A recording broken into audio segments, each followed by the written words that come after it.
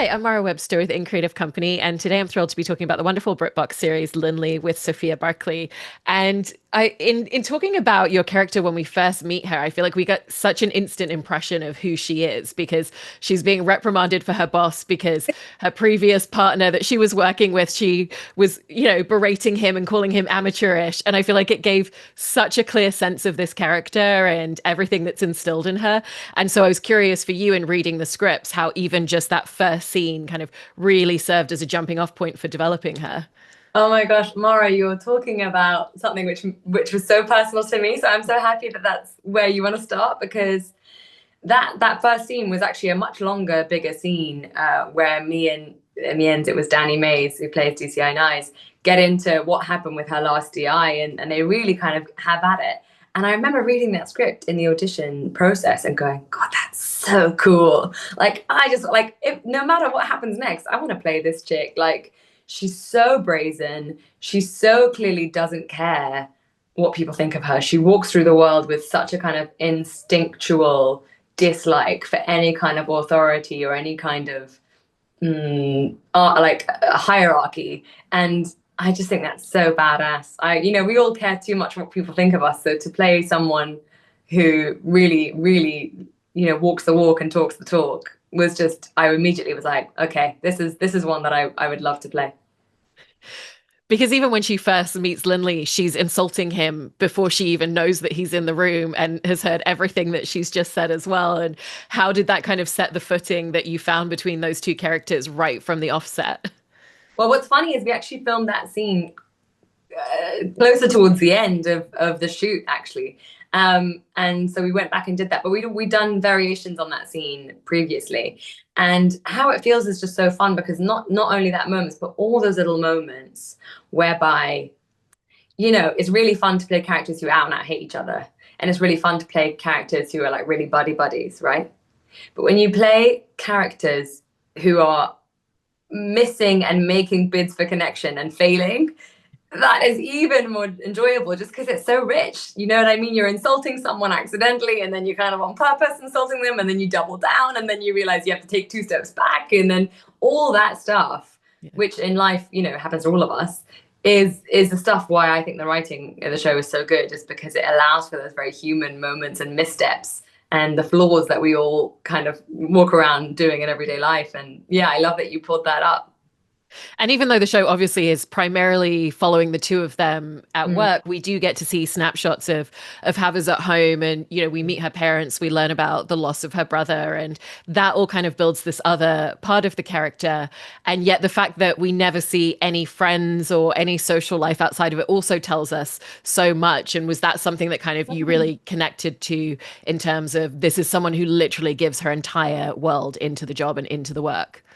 I think you've hit on something really like really deep, not to what I mean, take it too deep, but it is because I think that one of the reasons why the two characters of Lynley and Havers have such different approaches to their work, on the surface it looks like they're very different, but the truth of the matter is that it's very personal to Havers. Like in a way, every single injustice that she encounters reminds her of an injustice that she once went through at a very young age. And so every injustice is personal and every opportunity to solve it is corrective for her.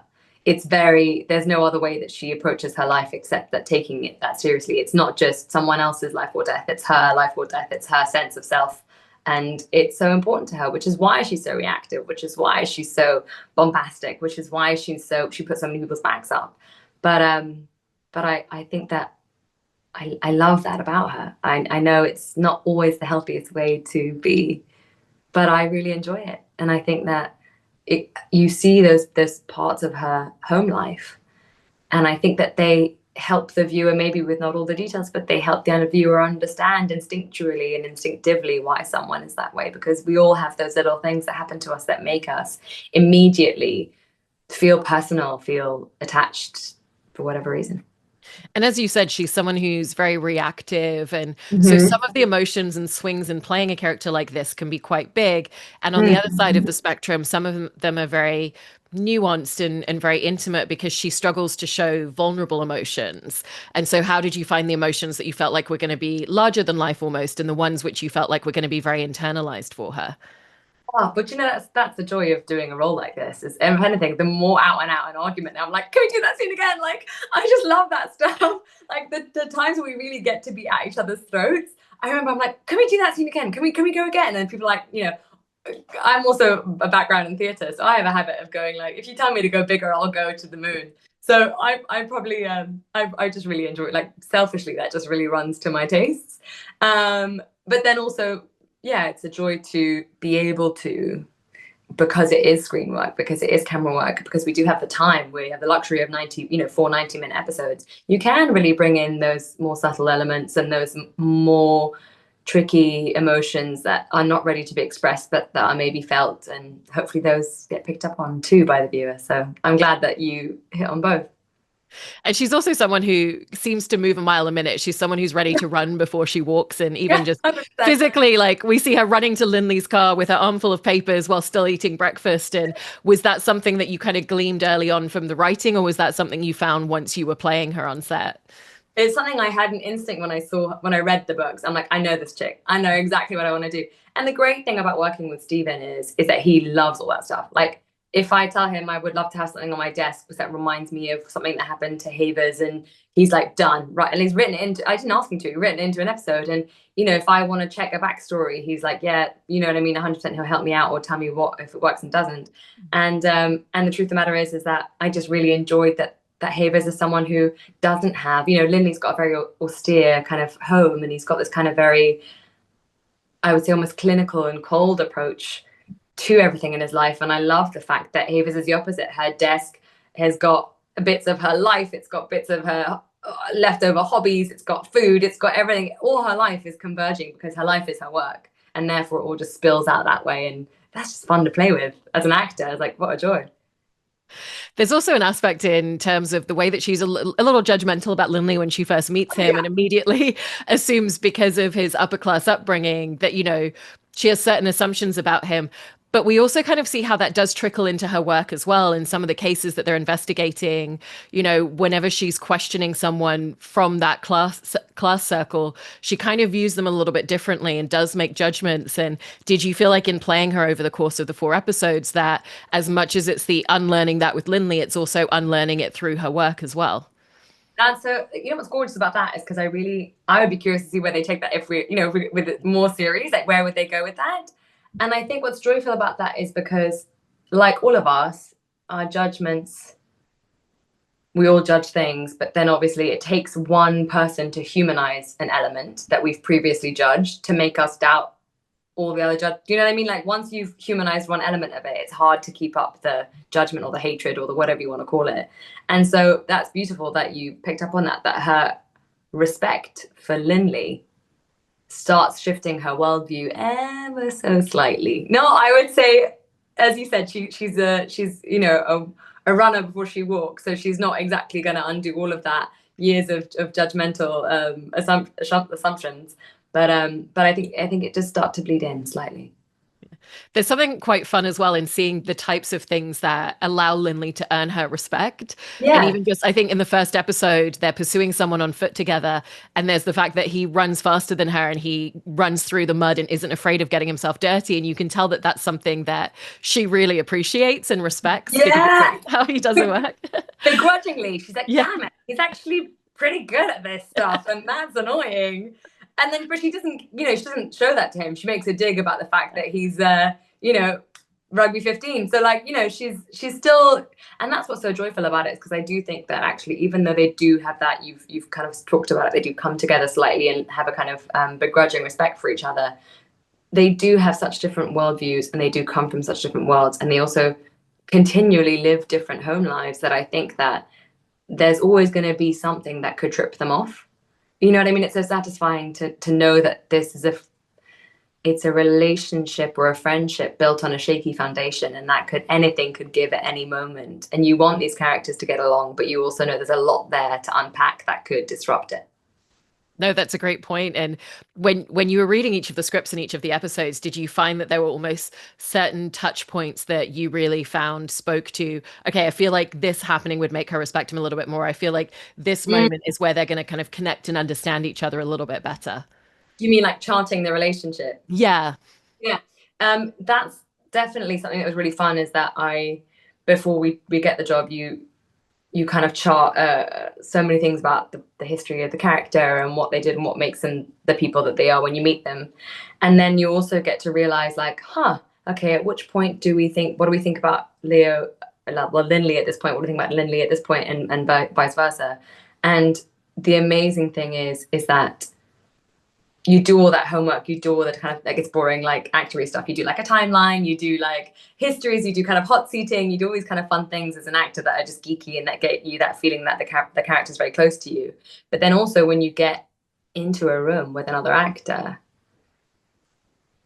it's so joyful because you take all that homework and hopefully it enriches you, but then you do chuck it away.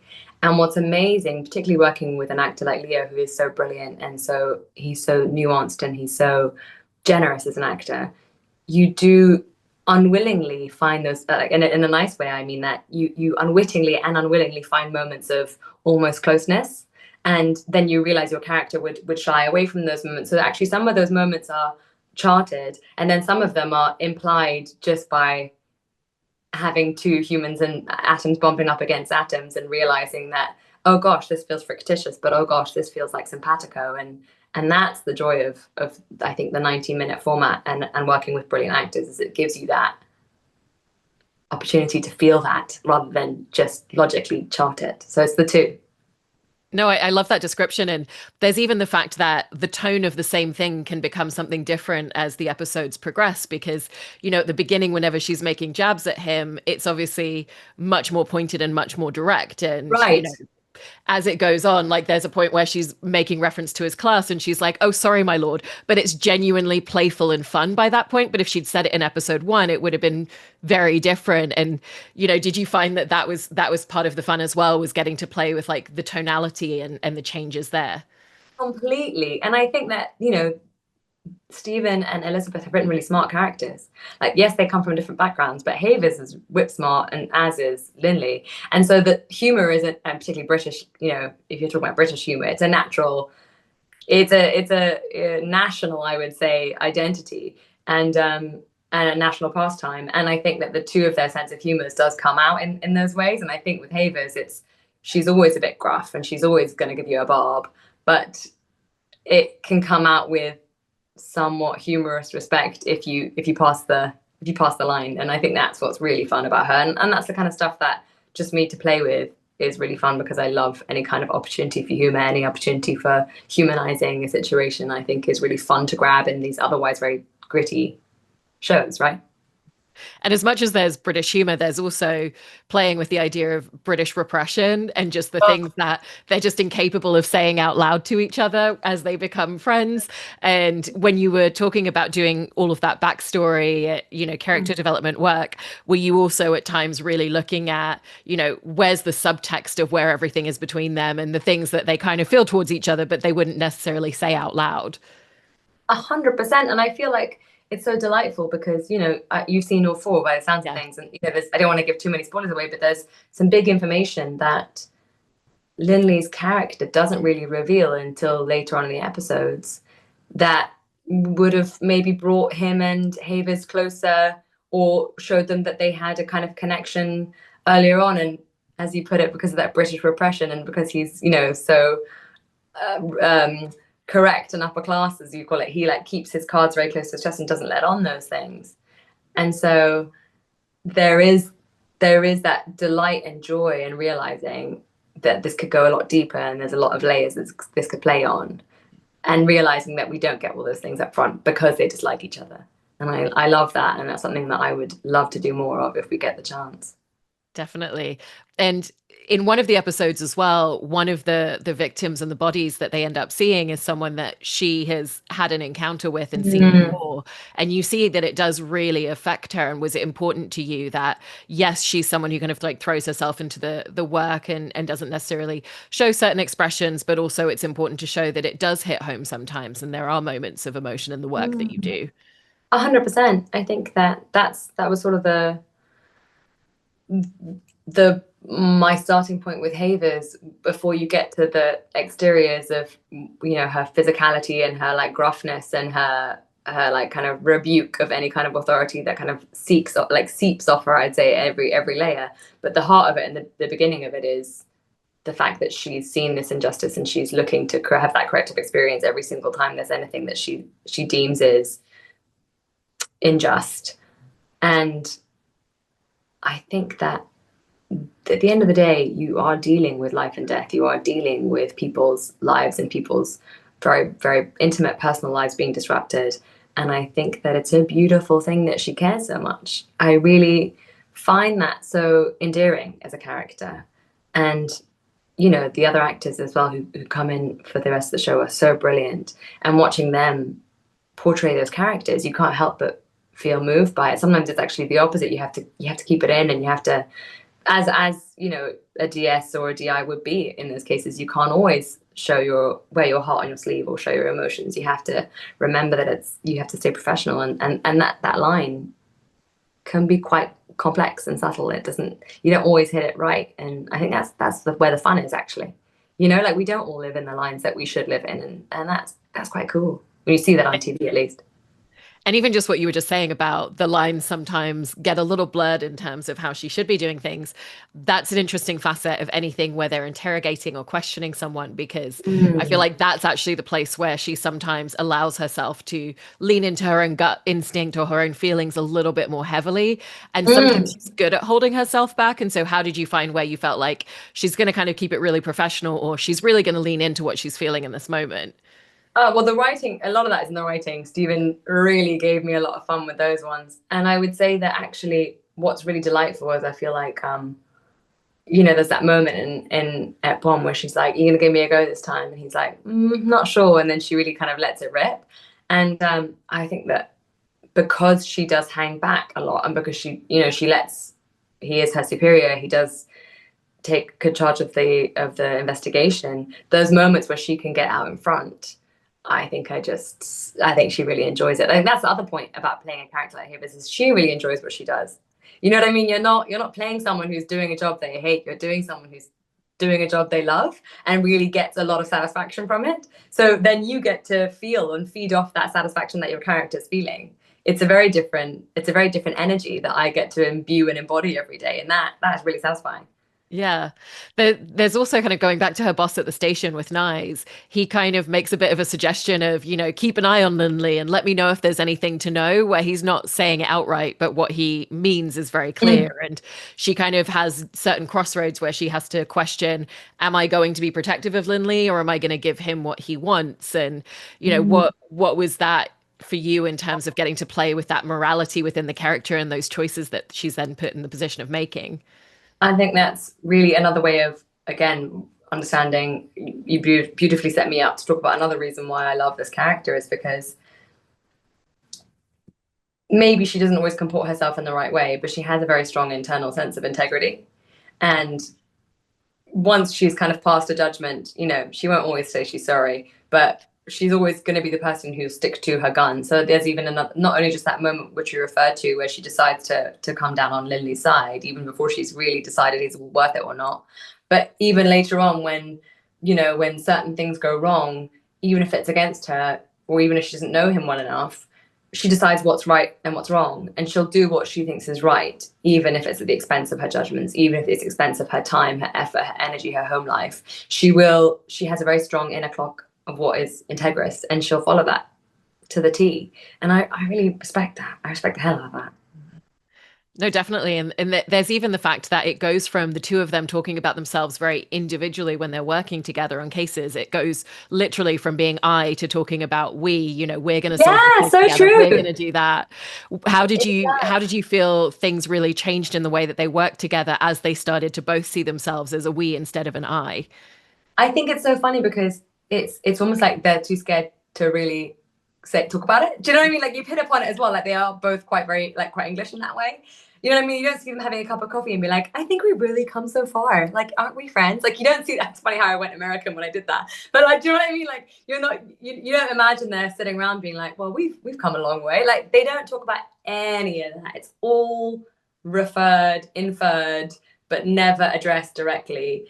And I love that because it's not obvious. Like, your question is, when do you chart it and how do you go it? But the truth is, it's not like a point. It's not like everything up to this point was this and everything up to that point is that. And that's sort of what I love, is that, like, you know, I think that even if there is another series and whatever, this friendship is not set on the same things. It's built on trust, it's built on respect, but underneath that they have such differing worldviews and they live such different actual current lives that there's room for this friendship to really blow up in so many ways. And so what I like about that is it's not presumed or accepted, it's living. You know, their trust for each other is a constant gauge. So even those moments where you do see them kind of, you know, in a more comfortable space or in a more comfortable way, or we're a team, we're not I, it's still on like a vicarious feel. And that's what I love, is because you walk away going like, okay, they really are a team, but like, you don't get the impression that they're like talking about their home lives or talking about anything more serious. So there's a fragility there, and that fragility somehow makes it more endearing, because you can see there are bids for connection, there are bids for team spirit, but it's never quite given you that satisfaction of like, okay, it's set. And that's what I love about it. Yeah, and for Havers as well, you know, she's always been someone who has been afraid to show any sort of vulnerability, or even, you know, when something's going on in her home life and Lynley's like, if you need to go, be there, and she's like, no, because everybody else is going to perceive this as weakness, even though I probably should go be there. Yeah. And you know, even just for her to admit it out loud, what did you feel like that really took for her, or that the relationship needed to be at a certain point in order for her to even tell him Say in the that. first place? That's such a good question. I felt like Havers is someone who is giving so much of herself to her job, but almost as an escape from her home life. And I think that then what happens is it starts spilling out, even like, because she's trying to deny it, it ends up controlling her more than she would like it to, because she's not addressing it.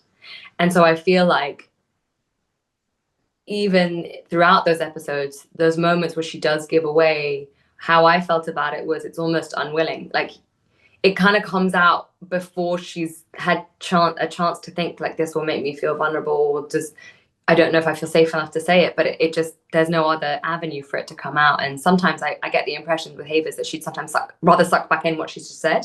Do you know what I mean? She's very, like you said, she runs before she walks. So even in those discourses, sometimes the ones you're talking about, she'll start a conversation and say, oh, can we forget about it? Actually, I don't want to go there. So it's really delightful for me as an actor to play those moments, because I think all of us have those moments where we wish we could suck back in the words that we've just spoken.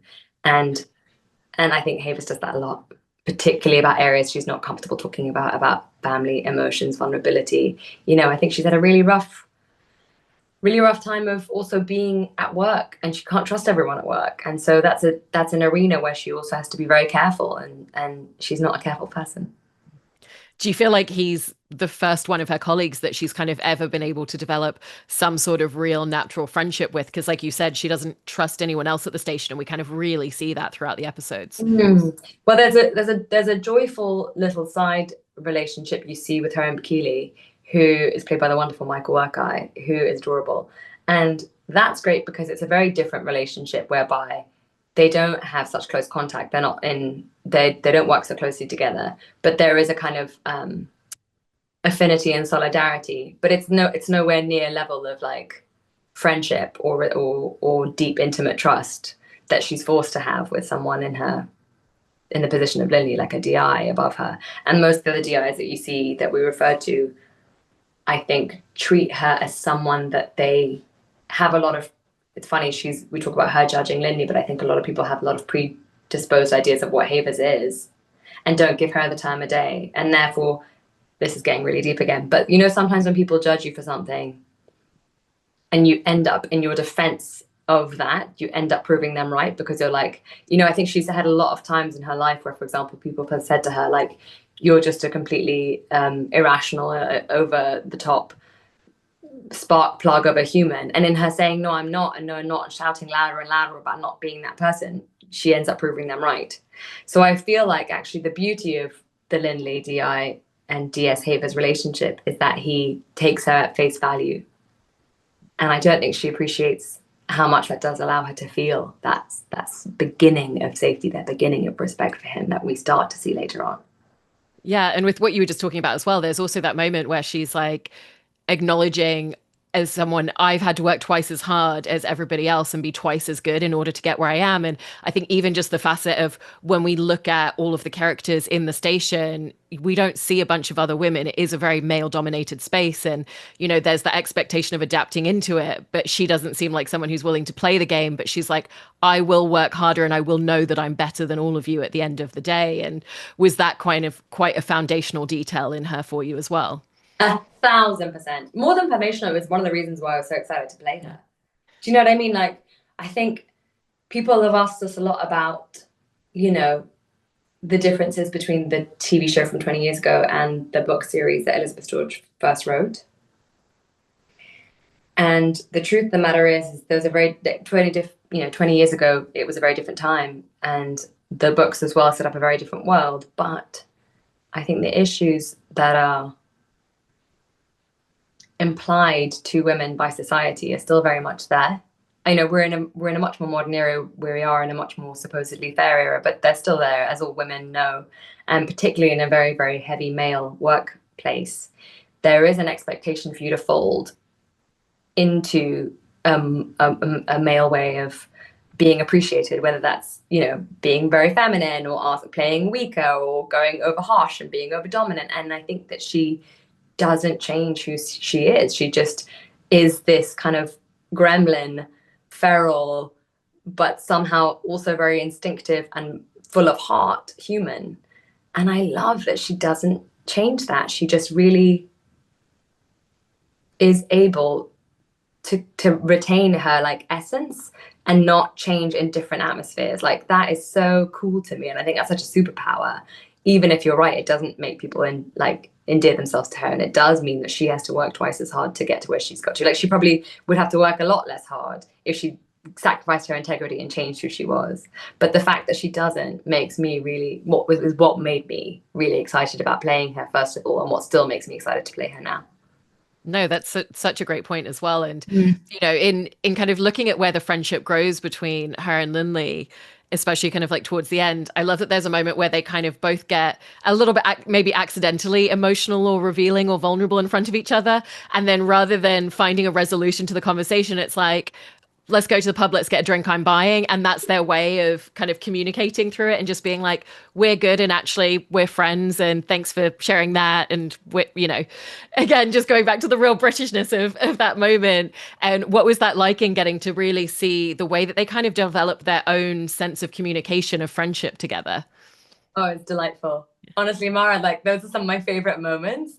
Also because Leo is such a great, like he's such a great person and he's so much fun. And don't get me wrong, it's really fun to like throw some like quips and bobs and digs at him as well. It's really fun to do those things. But to explore the moments of what a real friendship and solidarity could look like between the two of them is just so fun, particularly when you spend so much of the time on set being very professional, being very centered on these very dark subjects. When we get glimmers of those moments, it is such a big payoff. As an actor, you feel like, oh, that's such a pressure release valve almost. You know what I mean? Like you almost get to like release the pressure a bit, and you just get like very high off that feeling, just because of the potential of what that could mean. Even if you know it's never really expressed or talked about or anything or inferred, it's a felt thing. It's a felt release, and I think all of us go through our lives with that. You know, when you make a new friend or when you meet someone, there's a possibility for more energy, more joy, more delight that you sometimes touch upon, and you do get a kind of high. And